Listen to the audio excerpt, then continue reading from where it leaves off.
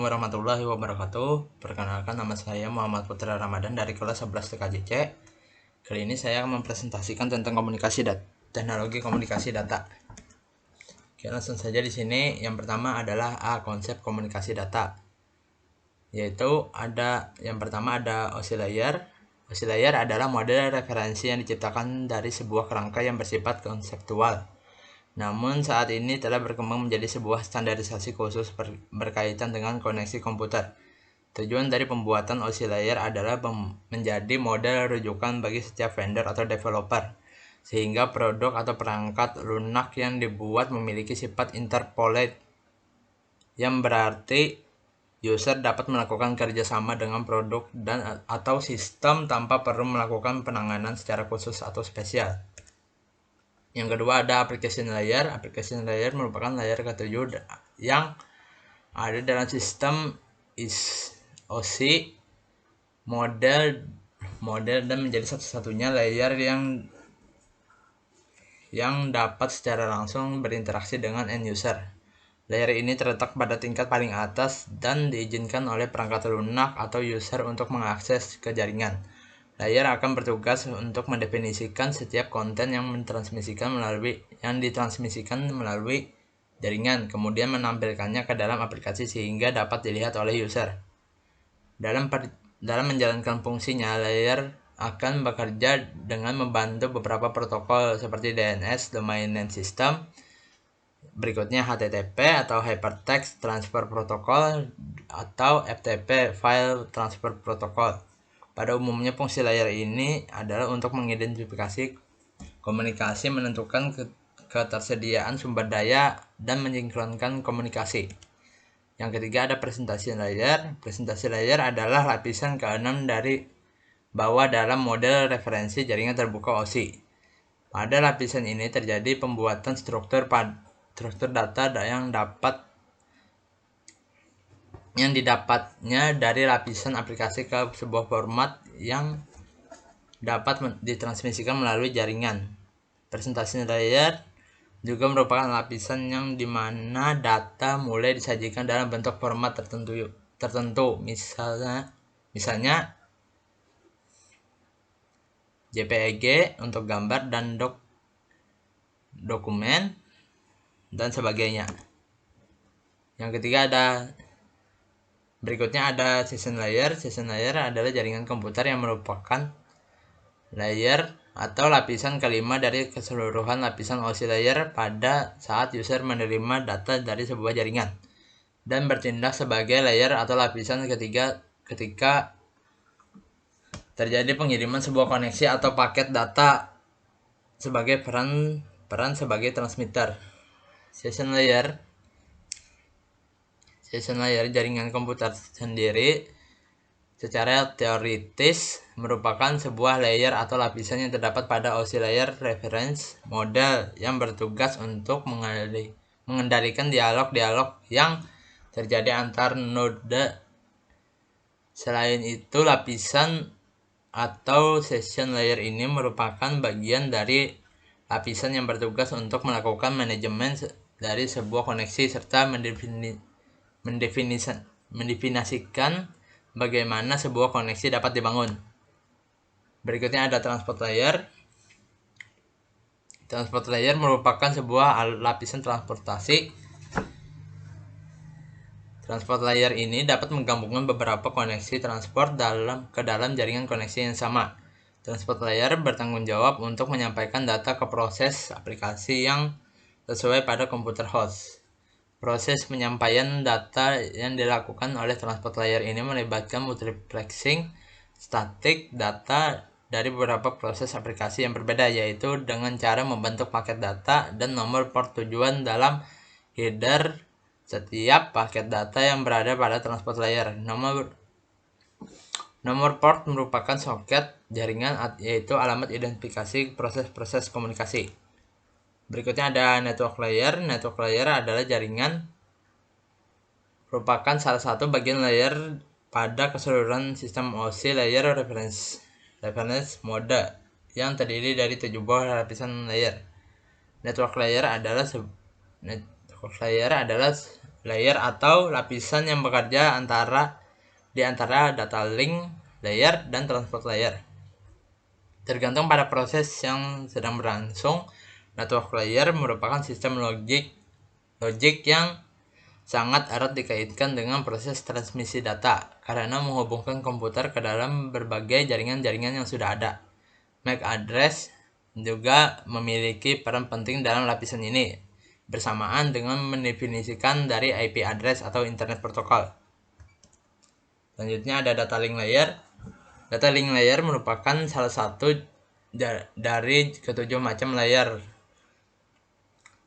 Dalam proses transmisi data yang terjadi, data link layer merupakan layer ke-6 bagi transmitter atau pengirim data dan merupakan layer kedua bagi receiver atau mereka yang menerima data. Data link layer sendiri pada dasarnya merupakan sebuah lapisan atau layer pada OSI reference mode for open networking yang memiliki tugas utama untuk menyediakan sebuah prosedur pengiriman data antar jaringan. Jadi dengan adanya data link layer ini, setiap paket data yang akan ditransmisikan ataupun yang akan diterima oleh user akan diproses sehingga memungkinkan untuk dilanjutkan ke layer berikutnya, yaitu layer network layer, yaitu lapisan network ataupun physical layer. Ciri utama dari data link layer yaitu ada pada data link layer adalah bahwa data link layer merupakan salah satu lapisan yang secara fisik memiliki alamat tersendiri atau address yang sudah dikodekan secara langsung ke dalam sebuah network card atau kartu jaringan ketika kartu jaringan tersebut pertama kali dibuat. Inilah yang kita kenal sebagai MAC address. Jadi apabila kita mendengar sebuah kata yang bernama MAC address di dalam sebuah jaringan komputer, maka hal itu sudah pasti mengacu pada lapisan ini atau data link layer. Berikutnya ada physical layer.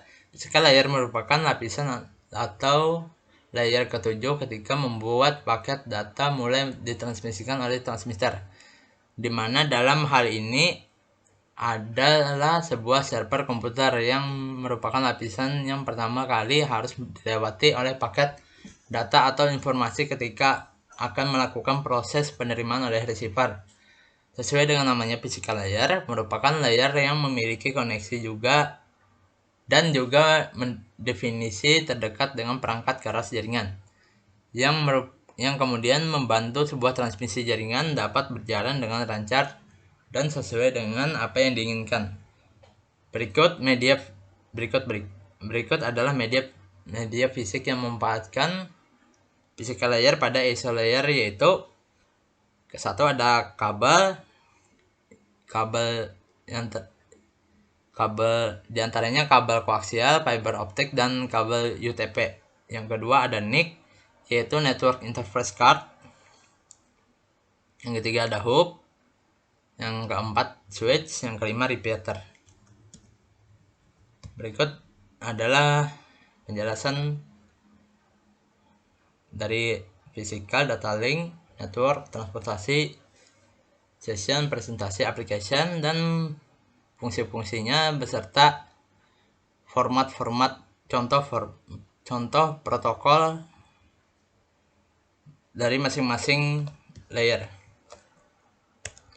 Oke, selanjutnya kita beralih ke Radio Server Internet Protocol atau ROIP.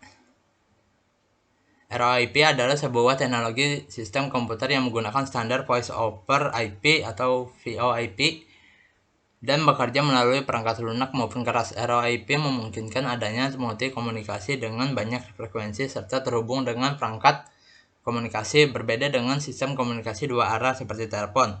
ROIP memiliki stasiun pangkalan secara fungsional mengirim sinyal kepada seluruh pengakses ROIP.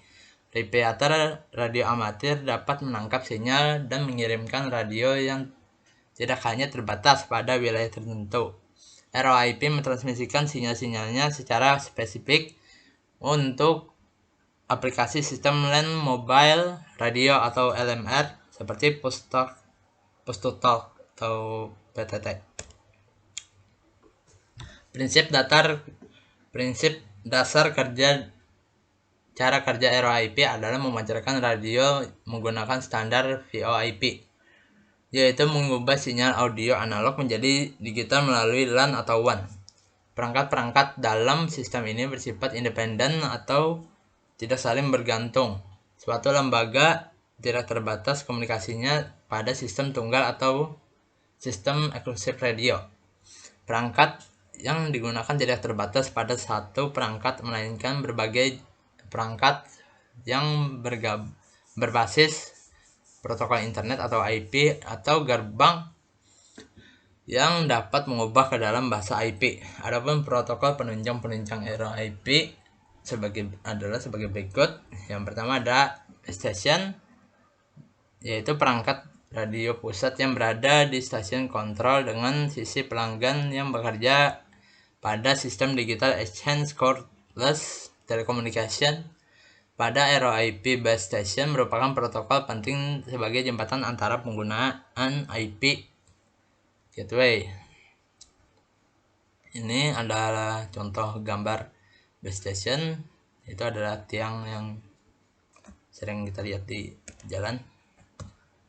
Yang kedua ada IP gateway, adalah berfungsi untuk menghubungkan jaringan lokal atau LAN yang dengan jaringan publik atau internet atau bisa sebaliknya. IP gateway diibaratkan sebagai pintu keluar masuk atau sebagai sebuah gerbang antara LAN dengan internet. Misalnya kita punya jaringan lokal dengan IP address 192.168.0.0/24. Nah, kita mau menghubungkan jaringan tersebut dengan IP internet yang memakai modem yang memiliki IP 192.168.1.1/24. Nah, lagi IP modem tersebut sebagai gateway atau penghubung tadi dengan tujuan routing, yaitu IP internet. IP interface adalah selanjutnya ada IP interface, yaitu adalah sebuah data identitas angka yang di setiap komputer atau laptop masing-masing, yang ada di setiap komputer atau laptop agar mudah terhubung ke jaringan. Maksud dari identitas angka ini yaitu nomor IP address yang terdiri dari 192 ini, 192.168.0.0/24. Selanjutnya ada, kita lanjut. Selanjutnya ada repeater, berfungsi untuk memperpanjang rentang jaringan dengan cara memperkuat isyarat elektronis. Pemasangan repeater ini pada setiap 2, km pembuatan LAN yang menggunakan Ethernet, rentang jaringannya dapat diperpanjang hingga 20 km. Berikut gambar dari repeater. Lanjut. Keuntungan menggunakan sistem ROIP. Yang pertama yaitu ekonomis, mengurangi biaya penyewaan saluran telepon untuk remote yang dikontrol base station dengan menggunakan standar koneksi internet yang telah dipasang di area tersebut. Yang kedua, beberapa konsol PC atau komputer pribadi tetap dapat dioperasikan tanpa biaya yang tinggi. Untuk instalasi konsol tetap, hampir semua PC dapat menjalankan aplikasi perangkat lunak kontrol remote base station. Yang ketiga, kebanyakan perangkat LMR base station yang telah ada mudah tersambung dengan ROIP dengan tambahan router atau gateway. Dalam penggunaan ANM, Towns Remote, dan metode lainnya, base station control dapat digunakan di mana saja akses internet terkoneksi dengan jaringan baik secara lokal, nasional, maupun internasional. Aman digunakan dalam percakapan grup dengan koneksi antara radio dengan bentuk komunikasi lainnya termasuk jaringan telepon maupun komputer. Yang selanjutnya, secara geografis sifatnya komunikasi independen. Yang terakhir, media yang sifatnya kaya, misalnya terdapat pada gambar dan peta yang dikirimkan dengan perangkat berbasis IP. Mungkin sekian dulu presentasi kali ini. Apabila ada kesalahan atau kekurangan mohon dimaafkan. Wassalamualaikum warahmatullahi wabarakatuh.